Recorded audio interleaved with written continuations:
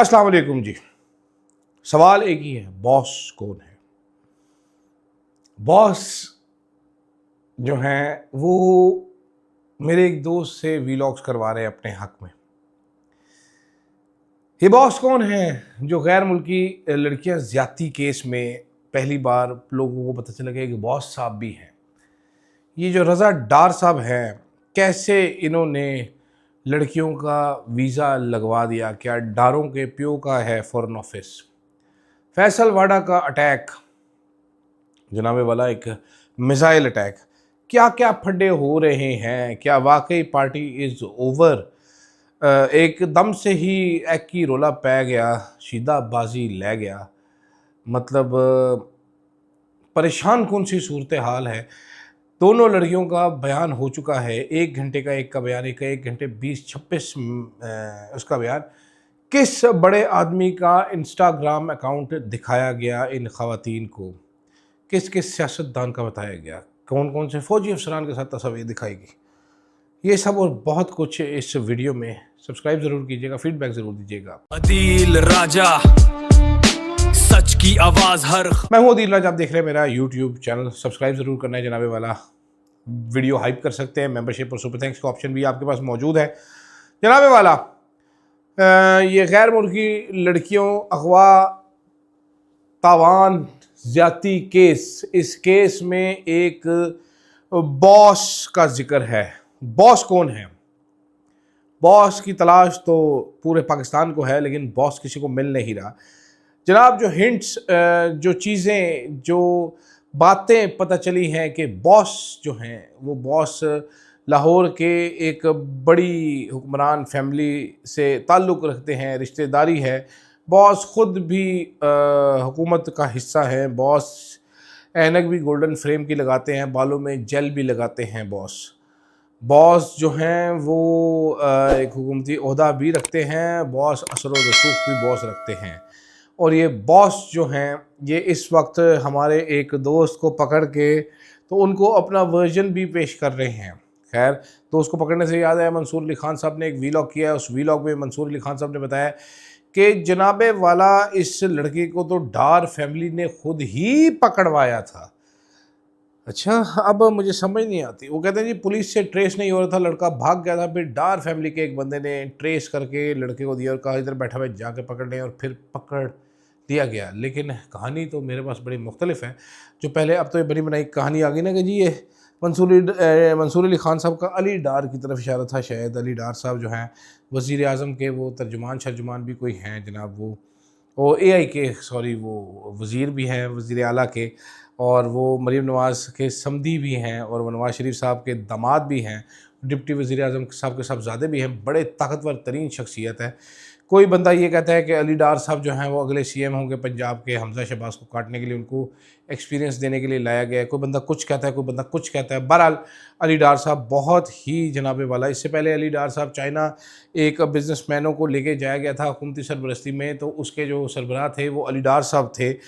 और उस पूरे चाइना के टूर में जो मुख्तलिफ बिजनेसमैन और सियासतदानों के बेटे वहाँ पर गए थे, तो अली डार साहब उनको क्रिप्टो की दास्तानें सुनाते रहे कि क्रिप्टो कितना ज़बरदस्त है, क्रिप्टो कितना फिट है, क्रिप्टो कितना फैट है, क्रिप्टो लेट गया, क्रिप्टो उठ गया, क्रिप्टो बैठ गया।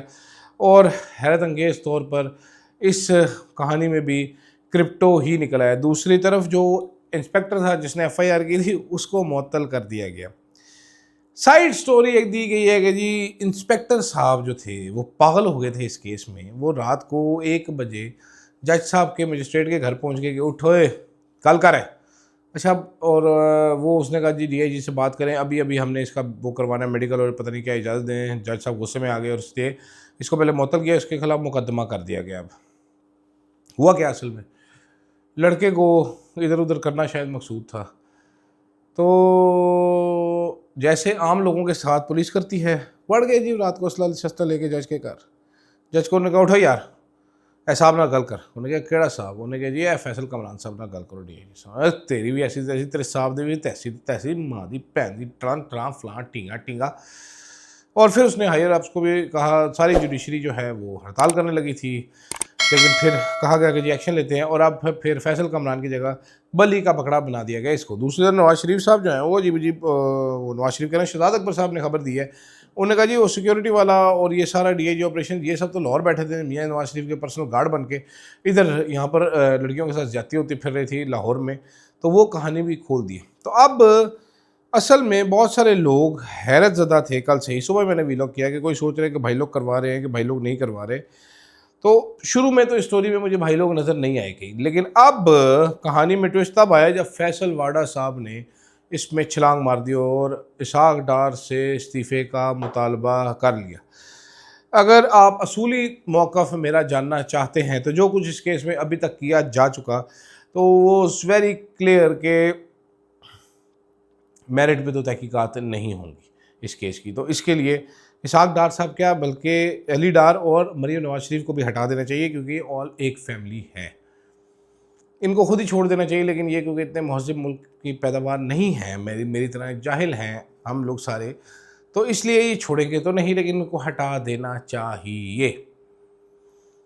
दूसरी तरफ साथ साथ फैसल वाडा साहब के इस जंप मारने के बाद मुझे कुछ ये भी एहसास हुआ कि अब जो भाईजान लोग हैं ना वो भी आगे हैं, वो भी कह रहे हैं कि यार ये तो छक्का मौका मिला है तो मौके पे चौका तो मार ही लिया जाए ना।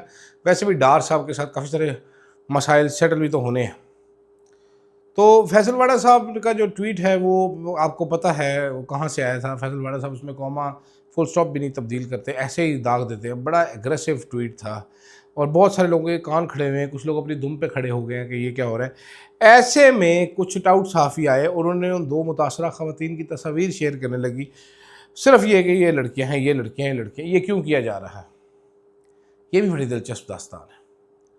वो लड़कियां मोटी हैं, भद्दी हैं, बहुत ज़्यादा कोई अट्रैक्टिव नहीं है, तो ये दिखाने की कोशिश की जा रही है। ये आम टिपिकल मेल जहनीत होती है कि कोजी तरक्कियाँ बदरक्कियाँ मोटियाँ इन्ना तो कौन रेप करेगा यार। हालांकि मर्द आपको पता है कैसी कुत्ती ज़ात है, 13 साल 7 साल बच्चे को नहीं छोड़ते। तो ये तो फिर जीती जागती जवान लड़कियाँ थी, वो भी गैर मुल्की थी, फॉरेन नेशनल थी, कौन छोड़ेंगे ये पाकिस्तानी मर्द। तो बिल्कुल हो सकता है ऐसा, मुझे तो कोई इस पे दो राय नहीं है। लेकिन बॉस को ढूंढें आप, क्योंकि अगर FIR एक बॉस को मेंशन कर रही है जिसका नाम नहीं है तो वो बॉस कौन है, वो बॉस कहाँ से आया और वो बॉस कहाँ गया। अगर किसी इदारे को शौक़ है पाकिस्तान के जानने के लिए मास्टरमाइंड को कौन है जिसके पास मिलियंस ऑफ डॉलर्स हैं जो कि क्रिप्टो में वो लगा रहा है, तो इस बॉस का नाम ढूंढिए। मेरा ये ख्याल है कि आप लोगों को मालूम है कि बॉस कौन है, लेकिन आप लोग दबा के बैठ जाएंगे ये नाम और मुनासिब वक्त पे इसको इस्तेमाल किया जाएगा, एहतसाब के लिए नहीं, फ़ायदे के लिए इस्तेमाल किया जाएगा। ये मेरी इत्तला भी है, मेरी इन्फॉर्मेशन है, मालूम नहीं आपके पास क्या इन्फॉर्मेशन है कोई हुई तो मेरे को ज़रूर बताइएगा इस मामले पर भी। लेकिन अब जनाबे वाला एक इंतहाई खूबसूरत ट्विस्ट आ चुका है कहानी में। ये ट्विस्टी स्टोरी हो चुकी है। बॉस कौन है, वाडा को किसने ट्वीट लिख कर दिया, क्या मरीम नवाज को इस्तीफ़ा देना चाहिए, और भी बहुत सारी कहानियाँ इस कहानी में एक कहानी में मिलती चली जा रही हैं। लेकिन वो कहा था ना कि जनाबे वाला ऐसा नहीं हो सकता कि अकेले ही भगाएं और ये फर्स्ट आ जाएंगे, अकेले भागेंगे तो भी चवल मार के गिरेंगे। रज़ा डार वीज़े लगवा के दे रहा है, मतलब इसहाक डार डिप्टी प्राइम मिनिस्टर के नवासे की गाड़ी ट्रेस हो रही है एक क्राइम के साथ, इतना वायलेंट क्राइम के साथ, और फॉरेन नेशनल इन्वॉल्व है। और अल्लाह के हुक्म से इसहाक डार साहब जो हैं वो फॉरेन मिनिस्टर भी हैं हमारे। Everything is wrong in this country, everything, इस मुल्क में हर चीज़ सारी चीज़ गलत हो रही है, सारी करेक्टेड है। खैर फीडबैक ज़रूर दीजिएगा, मुझे इजाज़त दीजिएगा, अल्लाह हाफ़िज़। शहर शहर में नाम गूंजे, फ्लो है आग, हर खबर पहले, दुश्मन भागे आगे भाग, आवाज उठाए ना डरे ना झुके, अदील राजा, अदील राजा, देखे सारी दुनिया, power of the press, Adeel Raja, Adeel Raja.